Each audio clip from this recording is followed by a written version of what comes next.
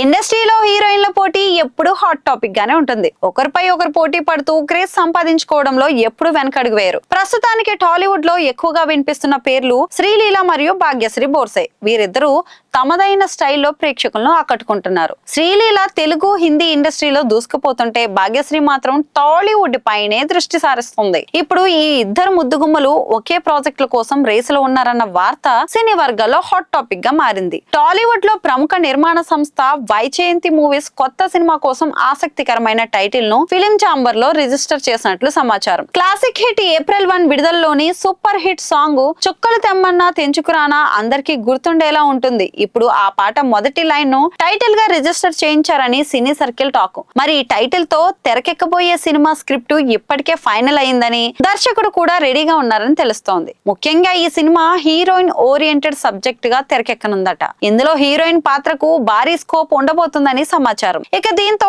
ఈ పాత్రలో ఎవరు నటిస్తారనే అంశం మీద ఆసక్తికరమైన చర్చ అయితే మొదలైంది. ఈ క్రమంలో ప్రస్తుతం ఈ కీలక పాత్ర కోసం శ్రీలీల పేరు బలంగా వినిపిస్తుండగా, మరోవైపు భాగ్యశ్రీ బోర్సే కూడా రేసులో ఉన్నారని టాక్. ఇక టాలీవుడ్ లో శ్రీలీలకు ఉన్న క్రేజు, యూత్ లో భాగ్యశ్రీ గ్లామర్ ఫాలోయింగ్ ఈ ఇద్దరిని సమాన స్థాయిలో రేసులో నిలిపాయి. ఇక నిర్మాతల ఫైనల్ డెసిషన్ కోసం అందరూ ఎదురు చూస్తున్నారు. చివరికి ఈ చుక్కలు తెమ్మన్నా తెంచుకురానా అనే క్రేజీ టైటిల్ సినిమాకి లక్కీ హీరోయిన్ ఎవరో త్వరలోనే క్లారిటీ రాబోతోంది.